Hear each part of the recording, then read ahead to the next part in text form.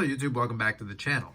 We got another video here because the Ship My Cards order came in. It actually should have come in last week. I was kind of waiting on that one and I wasn't getting any notifications. I ended up following up with them and then it ended up for delivery today. So I was able to pick that up. So now that I've got that in hand, I'm able to go through a couple of these items. And we got the train in the background if you're curious about that. Otherwise, I'm going to go through a couple of these different ones. It's a little bit of a mixed bag as it always is. Extra loud on that one, train. So it's a little bit of a mixed bag as it generally is when it's ever from Ship My Cards. I do have a couple different things. So I'm going to start off with this one here because it was a nice gesture from one of the viewers of the channel. I did mention that and show off the images on the live stream, but I want to show the cards here now that they're in hand. So the first item here is from a great set.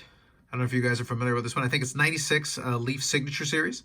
These are some of the cleanest kind of autograph set design. These were one per pack for the autographs, and then that's an early Delgado here, so 1996, as memory serves me, I believe. Yeah, 1996. So very clean cards, if you guys have seen these before. And they had a couple different variants, but there's a nice, clean, uncard autograph of Carlos Delgado. Still very underrated in my opinion.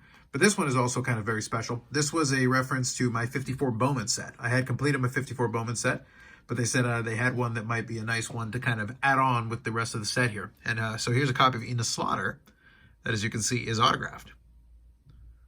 That's very nice. Definitely more than happy to add it in with the rest of the cards in the collection. So it'll go with the one in the set as well, and they'll join in the same binder. So thank you very much for that. And this last one is kind of a fun one because it's a little bit off the beaten path. It's not something that I would have thought of, but it took me a moment to look at it more closely. And then once I saw it more closely, I mentioned it on the stream. But it's kind of a fun one. So it's a cello pack of 1987 Topps. So you can see there.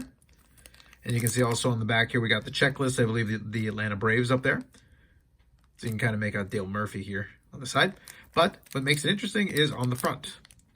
So if you can recognize that image from 1987 Topps, there is the Mark McGwire right on front.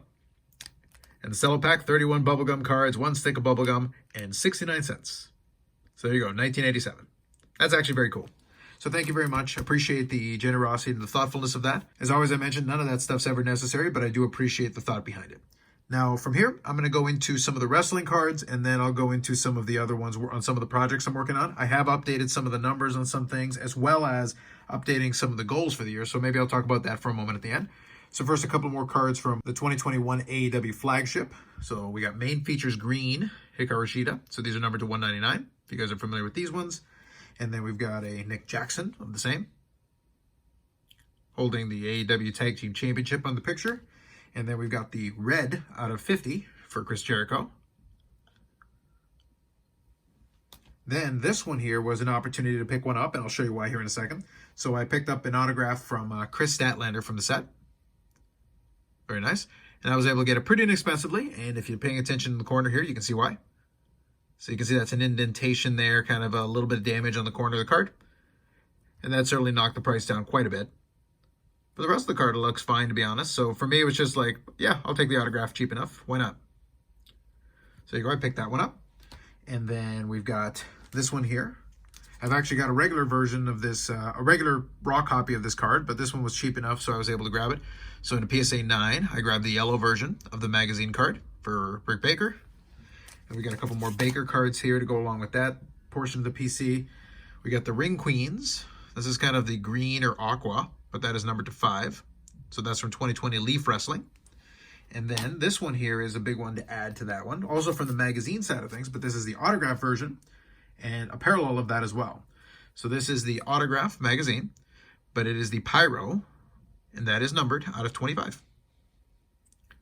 So that's a great one that goes with the other ones in the grouping. Another one off that checklist. The only one left, I believe, is the Dynamite one, which I think is out of 5. So that's a little bit tougher. But a very cool card. And as you can see, it's from, it was part of the eBay authentication thing. So it's included as part of that, but came in this Ship My Cards order. So that's a big one for that PC. So that's great. And then let's get into some more. We got a couple more shiny cards here. So this is from the 1996 Topps Finest Gold Refractors, Dennis Eckersley.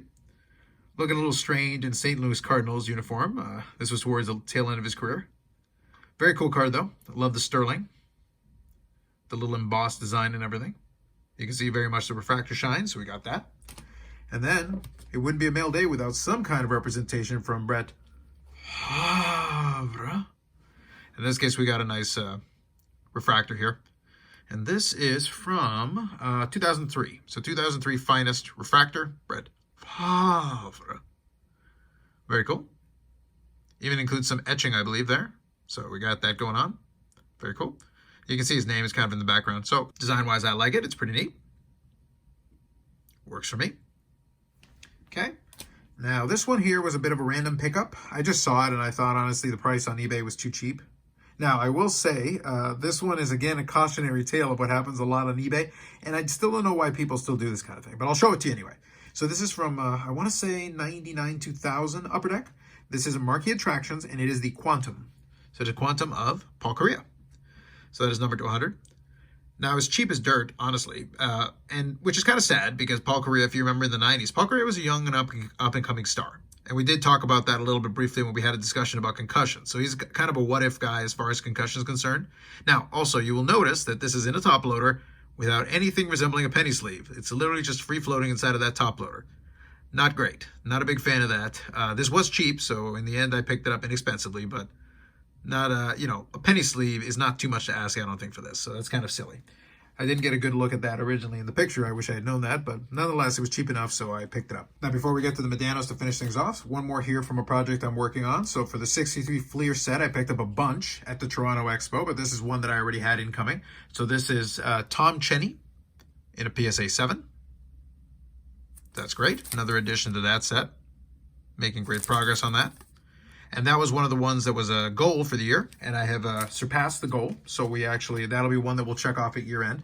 Still got a little bit of time. Obviously, we're in mid-November, so I don't have enough time to go crazy in a couple of the other goals, especially given that we're towards the tail end of the year. However, we at least made some progress on it, and I'm pretty happy with the overall results, so never complain about that. There's always a good thing. Now, in that same vein, something that I've been able to make a little bit of progress on. It's been slow because a lot of this stuff has dried up and become more difficult to come by. And as I mentioned with the Expo pickups, anything 90s now from Medano is golden because those are categories that I'm trying to whittle down a little bit here. This is a card that really doesn't seem like it should be a big deal, but for whatever reason, this was one of the few that I needed for this. So I think this is 95, 96, Collector's Choice. This is the Crash the Game card. And this is the gold one for February 22nd. So they had 3 different dates in that year. And they had a gold and silver. So this one is one of the ones that I needed. February 22nd in the gold. So I needed that. Got that one out of the way. This next one is actually kind of a fun looking card. This is 98.99 Pacific Revolution. And this is the Ice Shadow. So I'm going to have to tilt it a little bit to show you. So first of all, you got some nice shine going on there. So the light is showing it off pretty nicely, which I do appreciate. Now, it's a little tough to see, but it is embossed down here with the Ice Shadow. That's one way you can tell. That's part of it. And the other thing is that it is numbered, and I'll show you that in a second. But cool looking card. I like that. And then it is numbered to 99 on the back. But that's another late 90s one to add to that section of the collection. Pretty big fan of those. These were nice. Pacific did a really good job with a lot of these right around this time. So that was kind of right around the peak of their powers. And the last one is actually a very cool card. Now, I'm not sure if I'm going to be able to get it all in the shot. I might have to move it around a little bit. But I've mentioned the Be a Player portraits from, I want to say, 0304. No, maybe 56. Somewhere in that range. Either way, I mentioned the portraits before that they have. And you've also got the dual portraits. So I have the Marty Turco and Medano, but this one is a little bit of a different one. This one's special. This is a short printed one. So this is Medano and Joe Sakic, kind of having a face-off. And there you go. Dual autograph. They are sticker autographs, but that's kind of the way they had to do it. And the holographs are holographic. Little hologram on them, as you can see. But plenty of space for both Sakic and Medano to sign. So these are a little bit more short printed, but very cool looking cards. And that right there was a big piece to finish things off. Now, what I'll do is, since we've got a bunch of different stuff here, I'm going to stick with, let's see, what are we going to do here? What are our feature ones to finish everything off with? You know what? I'm going to go with this one because I do like it. Big fan of that. I like the shine on that card. And let's do this one. We'll do the also shiny. There, the Britt Baker autograph. There we go. Magic of editing. I just had to move the light around a little bit. But anyway, so that's concludes the pickups here from the Ship My Cards. Another great group of additions. A lot of different categories. I like to kind of mix it up as far as stuff that I've been picking up lately. There'll be some more items coming in, including some stuff for the AEW Spectrum product. I've talked about that already and opened up a couple of boxes of it. But I picked up a few singles, and that'll be part of the fun for that. A couple of, at least I got 3 new additions to the Medano side of collection. I was able to pick up some other stuff at the Expo, so we made some progress as far as working on those. So let me update the Medano count. So now I'm sitting at 2,421 different Mike Medano cards with 262 autographs and 583 memorabilia cards in total. Now that leaves us in a pretty good spot here, heading in towards the latter portion of the year. About a month and a half left in the year, and then I'll start planning out some of the late year, favorite pickups and stuff like that. The usual kind of videos that I do towards the end of the year. Still some time for that, but for the most part, I've been pretty happy with the progress I've made on a lot of the other projects. But things are going to slow down just naturally as we head into the holiday season, but that's fine. I think it's going to be enjoyable just to see how things wind down as far as everything else is concerned. Anyway, that's it for this time around. If you got any comments, feel free to throw them in the comments section. I enjoy replying back to those. Like if you like the video. Also, be more videos coming up on the channel, as I mentioned, especially when we get towards the year end. And live streams will still be going on scheduled on Fridays at 8 p.m. Eastern Time, as is usually the case. Otherwise, as I mentioned, like if you like the video, subscribe to the channel. Thanks very much, and we'll catch you in the next one.